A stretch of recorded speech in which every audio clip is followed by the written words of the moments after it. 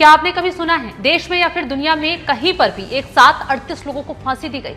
नहीं सुना होगा, लेकिन भारत के कानूनी इतिहास में पहली बार ऐसा होने जा रहा है जब देश को दहलाने वाले एक अपराध में एक साथ एक दो नहीं बल्कि 38 लोगों को फांसी के फंदे पर लटकाया जाएगा। अहमदाबाद सीरियल ब्लास्ट केस में बड़ी खबर सामने आ गई है।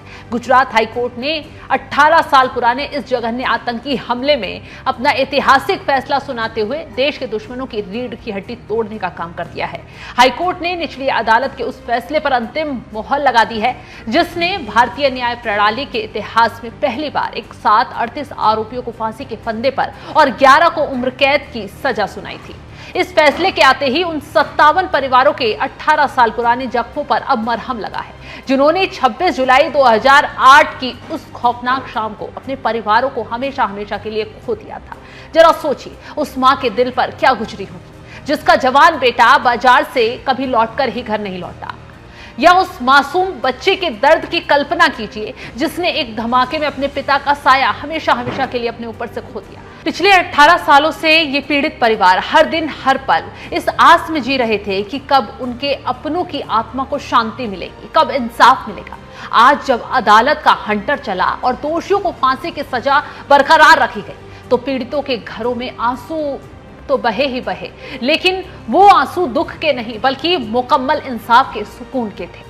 स्पष्ट संदेश देता है कि भारत में आतंकवाद की कोई जगह नहीं है और इस प्रकार की घटना से जुड़े हुए एक एक लोगों को सजा दिलाई जाएगी। आज हाईकोर्ट ने खासतौर पे एक बहुत ही महत्वपूर्ण और ह्यूमन ग्राउंड का एडिशन किया गया।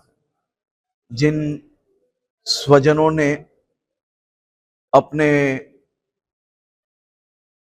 किसी भी रिलेटिव को खोया है, ऐसे सभी परिवारजनों को 10 लाख रुपए की सहाय एवं जो कोई सीरियसली इंजर्ड हुए थे ऐसे सभी लोगों को 5 लाख रुपए की सहाय पहुंचाने का राज्य सरकार को आदेश दिया है। यह आदेश का गुजरात के मुख्यमंत्री श्री भूपेंद्र भाई पटेल की सरकार द्वारा यह आदेश का जल्द ही पालन किया जाएगा। चलिए अब आपको उस काली शाम की तरफ ले चलते हैं जिसने गुजरात की आर्थिक राजधानी अहमदाबाद को एक झटके में लहूलुहान कर दिया था। तारीख थी 26 जुलाई 2008। घड़ी में शाम के करीब 6:45 बजे हुए थे जब एक सोची समझी घिनौनी साजिश के तहत पूरा शहर धमाकों से गूंज उठा, थर्रा उठा। सिर्फ 1 घंटे के भीतर 70 मिनट के भीतर आतंकियों ने एक के बाद एक ताबड़तोड़ 20 सिलसिलेवार बम धमाके।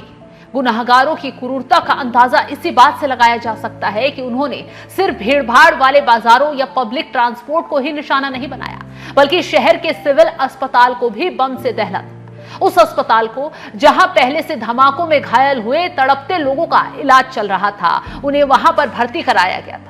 इस वहशियाना हमले ने हंसते खेलते 57 बेकसूर लोगों की जिंदगी को एक झटके में ही मौत की नींद सुला दिया, जबकि सैकड़ों लोग जिंदगी भर के लिए अपाहिज हो गए। धमाकों के तुरंत बाद इंडियन मुजाहिदीन नाम के आतंकी संगठन ने मीडिया को ईमेल भेजकर बड़े गर्व से इस कत्लेआम की जिम्मेदारी ले ली थी। यानी पाकिस्तानी आतंकियों ने अहमदाबाद को दहलाने का काम किया। यह हमला देश ही नहीं दुनिया को भी दहला देने वाला था। बाद में 2010 में पुणे के जर्मन बेकरी ब्लास्ट में भी इसी संगठन का हाथ सामने आया था, जिसके बाद सरकार ने इसकी कमर तोड़ी, इसे पूरी तरह प्रतिबंधित घोषित कर दिया। फिर शुरू हुआ आतंकियों की कमर तोड़ने वाला प्रहार। इस खौफनाक साजिश को बेनकाब करने के लिए जांच एजेंसियों ने दिन रात एक कर दी और कुल 78 आरोपियों को दबोचकर अदालत के कटघरे में लाकर खड़ा किया। यह हिंदुस्तान के इतिहास का सबसे लंबा और पेचीदा आतंकी मुकदमा बन गया, जिसमें गुनाहगारों को उनके अंजाम तक पहुंचाने के लिए अभियोजन पक्ष ने 1163 गवाहों की फौज खड़ी कर दी। कोई भी नहीं चाहता था कि एक भी आतंकी बचकर निकल पाए। इस लंबी कानूनी लड़ाई के दौरान और भी चौंकाने वाला खेल तब हुआ जब साल 2013 में साबरमती जेल के भीतर बंद इन शातिर आतंकियों ने जेल की दीवारों के नीचे सुरंग खोदकर भागने की एक और सनसनीखेज घिनौनी कोशिश रची। लेकिन जेल प्रशासन की मुस्तैदी ने देश के खिलाफ उनकी इस चाल को समय रहते ही नाकाम कर दिया।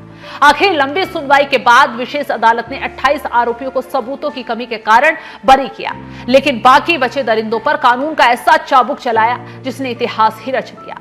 कोर्ट ने एक साथ 38 दोषियों को फांसी और 11 को उम्र कैद की सजा सुनाई है, जिसे अब गुजरात हाई कोर्ट ने भी पूरी तरह से सही ठहराते हुए बरकरार रखा है। 28 साल का लंबा और दर्दनाक इंतजार आज खत्म हो चुका है और देश की न्याय प्रणाली ने साफ कर दिया है कि भारत की धरती पर मासूमों का खून बहाने वालों का अंत सिर्फ और सिर्फ खौफनाक मौत ही होगा। जो भी आगे ऐसे करने की हिमाकत के बारे में सोचेगा भी, उसे पूरी तरीके से तहस नहस कर दिया जाएगा, क्योंकि आतंक और अगर भारत में किसी ने फैलाने की कोशिश की तो फिर क्या हाल होगा, अब इस सुनवाई के बाद आपको समझ आना चाहिए। फिलहाल इस खबर को लेकर आप क्या कुछ राय रखते हैं, कमेंट बॉक्स में जरूर बताएं।